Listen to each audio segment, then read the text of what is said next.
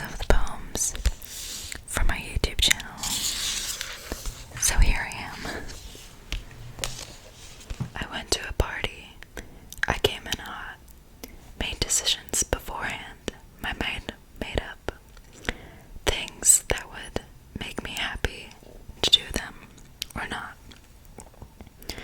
Each option weighed quietly, a plan for each thought. But then I walked through the door, past the open concept, and saw Violet bent backwards over the grass, 7 years old, with dandelions grasped tightly in her hands, arched like a bridge in a fallen handstand, grinning wildly like a madman,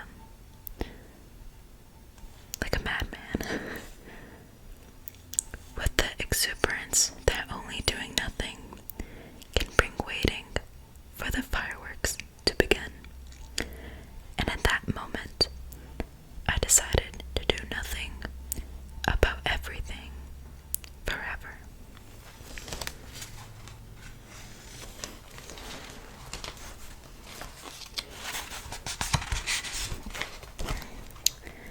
Bare feet on linoleum. Stay on your path, Sylvia Plath. Don't fall away like all the others. Don't take your secrets alone to your watery grave about lovers and mother. The secrets you keep will keep you in deep, like father and Amy and brother. And all of the people you meet on the street will reiterate lies that she uttered.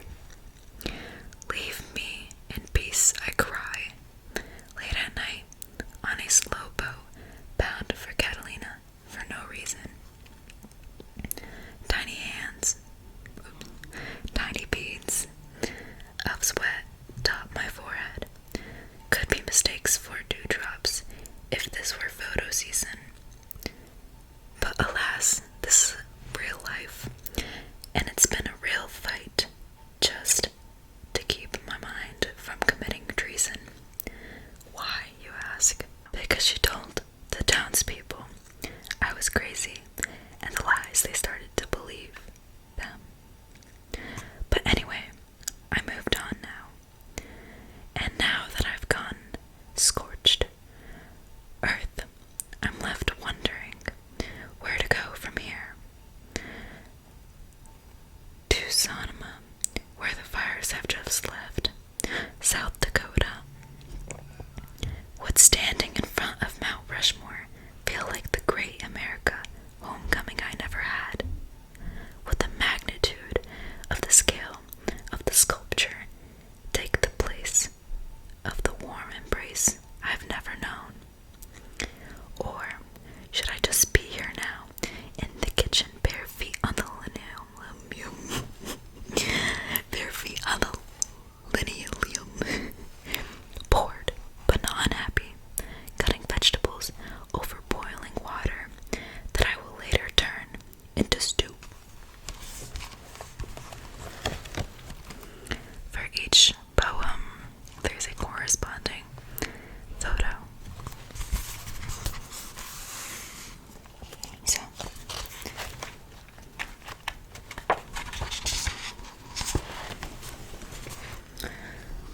what happened when I left you? Perfect petals punctuate the fabric's yellow, blue, silver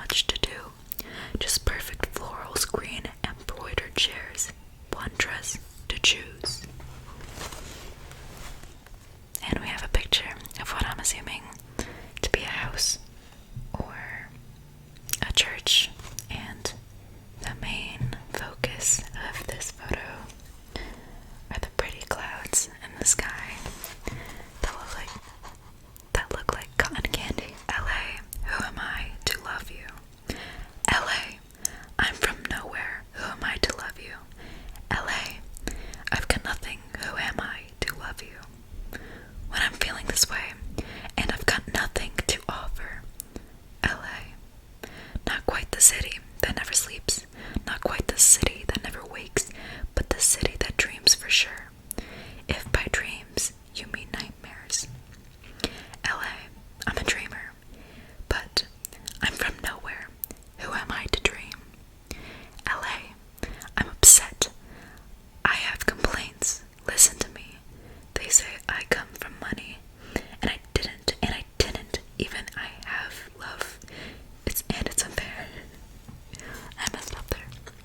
LA, I sold my life rights for a big check, but now I can't sleep at night, and I don't know why. Plus I love sex, so why did I do that when I know it won't last?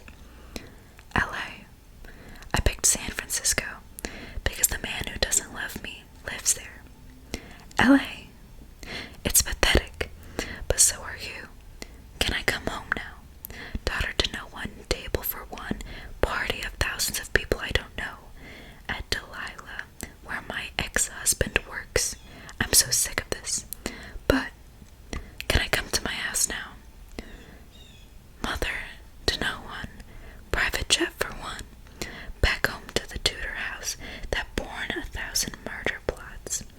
Hancock Park treated me very badly. I'm resentful. The witch on the corner.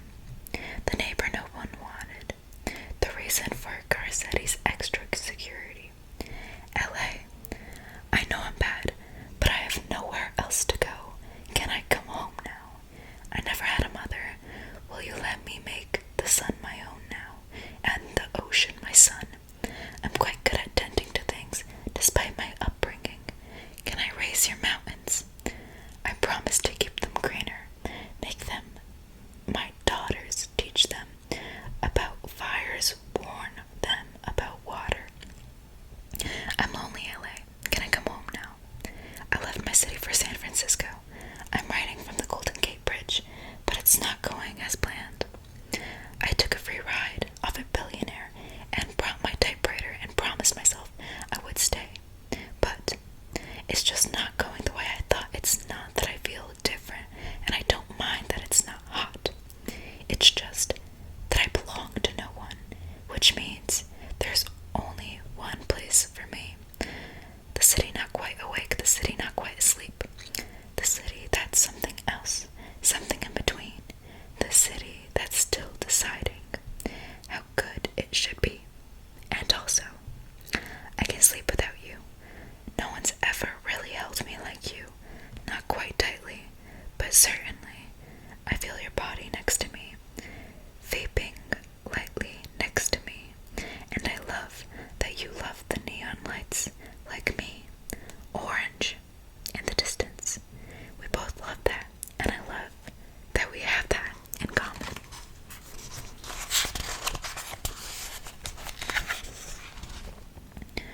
Also, neither one of us can go back to New York, for you are unmoving. As for me, it won't be my city again until I'm dead. Fuck the New York Post. LA, who am I to need you when I've needed so much, asked for so much? What I've been given, I'm not yet sure. I may never know that either until I'm dead.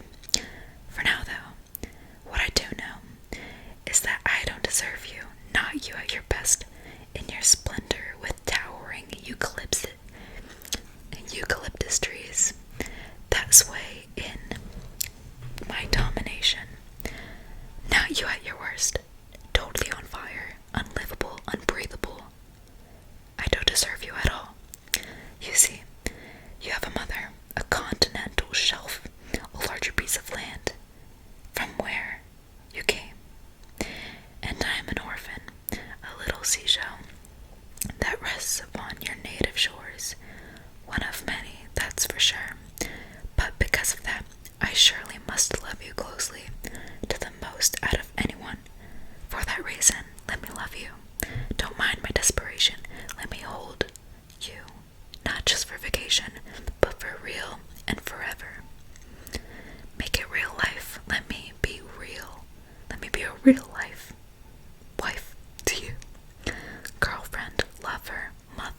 friend. I adore you. Don't be put off by my quick wordedness. I'm generally quite quiet, quite a meditator. Actually, I'll do very well down by Paramahansa Yogandanas Relation Center, I'm sure. I promise you'll barely even notice me. Unless you want to notice me, unless you prefer a rambunctious child, in which case I can turn it on too. I'm good on the stage, as you know. You may have heard of me. So either way, I'll fit in just fine. So just love me by doing nothing except for perhaps by not shaking the county line.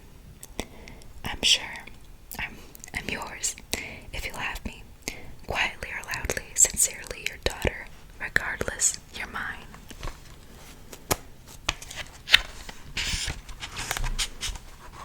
And that's the image for that poem.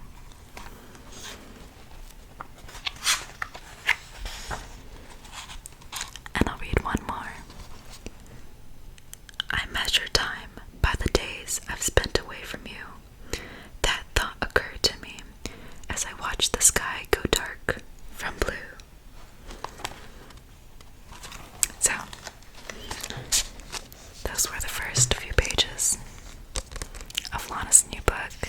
I'm sorry if it's a little dark, but I kind of like it. It's calming. It's raining outside if you hear the tinkling in the background.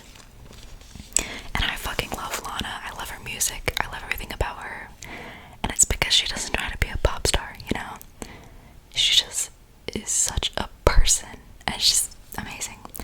So, of course, when I saw that she came out with a book, I was like, I'm going to Barnes & Noble.